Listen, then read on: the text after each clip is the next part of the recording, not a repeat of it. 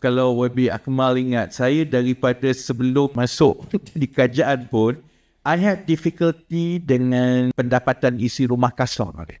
You mentioned that there is no longer based on the household income. And then, of course, kalau household income yang Berhormat Rafizi, dah tentulah ada orang RM3,000 memang kalau ikutkan dia tergolong dalam B40 katalah ataupun M40. Tetapi sebenarnya dengan komitmen yang dia ada sebenarnya, menjadikan dia sebenarnya boleh jadi pada B40. Jadi, can you share with us how do you define T15 because of the implication tu akan buat pada tahun depan ni? Whether it's B40, M40, T20, T15, ini adalah statistical line. Dan statistical line ini bergantung kepada population itu, dan population itu bergantung pada kriteria. Kalau Wabi Akmal ingat, saya daripada sebelum masuk di kerajaan pun, I have difficulty dengan pendapatan isi rumah kasar. Satu sebab dia tidak membezakan ikut kawasan. Jadi contohnya, tempat yang lain-lain, kos sara hidup dia tu lain. Jadi kalau di Setiu dengan contohnya kan, pendapatan isi rumah RM5,000 sebulan itu sebenarnya T20. Gaya hidup dia dah boleh jadi T20. Sebab rumahnya murah, kosnya murah dan sebagainya kan. Tapi kalau RM5,000 sebulan di KL, masaklah kau. Memang B40 pun kan sebenarnya RM5,000. Tambah kalau anak 4-5, betul anak pula, terutamanya anak yang baru lahir pun mahal, ataupun dia dah mula nak masuk universiti pun mahal kan. Jadi konsepnya memang kita kena pergi kepada pendapatan isi rumah bersih. Dalam kerajaan, kita dah sampai ke peringkat membentangkan dan diterima pun satu konsep yang kita panggil perbelanjaan asas kehidupan wajar.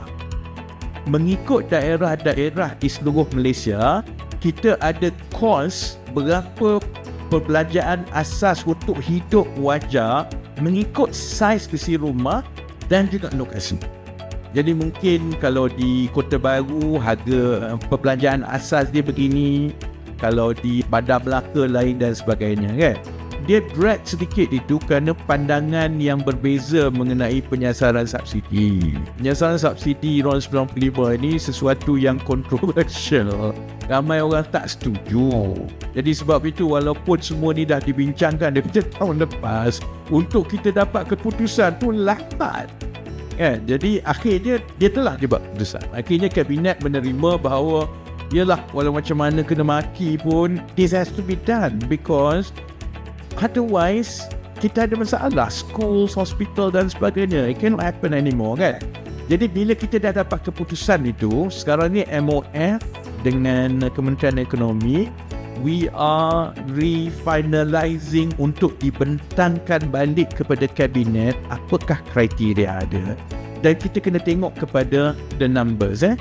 8 bilion itu adalah jangkaan bahawa hampir 40% daripada subsidi sebenarnya dipakai oleh T20 dan juga orang asing. Ni T20 yang dululah yang mengikut pendapatan, iaitu yang jadi kontroversi tu kan. Itu anggaran that the volume 40% of RON 95 itu sebenarnya dipakai oleh golongan T20 ke atas lah. Bila kita tamatkan, this is what Kementerian Ekonomi has in mind. Satu, dia mesti berdasarkan perbelanjaan asas kehidupan wajar di kawasan itu. Maksudnya hanya keluarga yang pendapatan isi rumahnya itu melebihi perbelanjaan asas kehidupan wajar. Those people yang dia berada cukup-cukup atau di bawah perbelanjaan asas kehidupan wajar, dia layak dapat subsidi. So if that's the case, then kita kena tally sebenarnya berapa penjiwatan. And then from there, I think iaitu yang akan melibatkan soal kewangan kan, berapa subsidi yang nak diperuntukkan dan sebagainya. Sebab tu kalau tanya menteri hatta PM pun, there is no direct answer now. Conceptually kita nak pastikan bahawa semua yang berada di dalam band di bawah perbelanjaan asas kehidupan wajar. So for example, untuk keluarga, katakanlah keluarga 4 orang di Bandar Melaka, perbelanjaan asas kehidupan wajar dia tu campur-campur, katakanlah I can't remember on top of my head, katakanlah 5,000 lebih, campur rumah ni semua anak 2 orang 5,000 lebih kan. Then from there kita tengok, kalau kita kata kita bagi kepada siapa-siapa yang berada di atas itu, dia kena bayar harga pasaran. Dan kita tengok sebenarnya berapa kos kepada kerajaan daripada the final subsidy. Tapi kalau kita tengok sebenarnya, kita boleh push lagi ke atas. Maksudnya, kalaupun perbelanjaannya adalah lebih daripada perbelanjaan asas keperluan wajar, tapi kita push lagi, tambah lagi 1,000, tambah lagi 2,000, then we can define anyone above a certain percentage of perbelanjaan asas kehidupan wajar tak payah bayar. The problem with that is that kita kena go through that dollars and cents and the numbers data sekarang yang sedang berlaku sekarang.